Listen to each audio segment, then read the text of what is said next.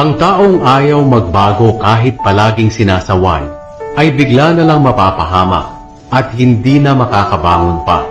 Kapag matutuwid ang namamahala, nagdiriwang ang madla.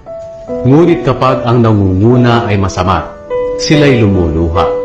Ang naghahangad ng karunungan ay nagdudulot ng tuwa sa magulang. Ang nakikisama sa babaeng bayaran ay nagwawaldas ng kayamanan. Kapag ang layunin ng hari ay katarungan, pinatatatag niya ang kanyang kaharian. Ngunit kapag ang layunin niya ay humingi ng suhol, winawasak niya ang kanyang kaharian. Ang taong nagkukunwaring pumupuri sa kanyang kapwa ay may pinaplanong masama. Ang taong masama ay mahuhuli sa sarili niyang kasalanan. Ngunit ang matuwid ay aawit ng may kagalakan.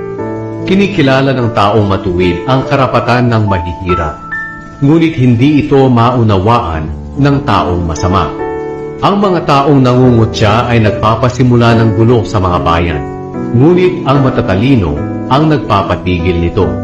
Kapag inihabla ng marunong ang hangal, ay wala ring kahihinatnan, dahil hindi titigil ang hangal sa pagdadaldal at panunuya.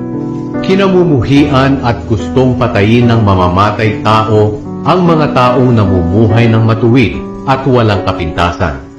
Ang taong hangal ay hindi makapagpigil sa kanyang galit, ngunit ang taong marunong ay nakapagpipigil ng kanyang sarili.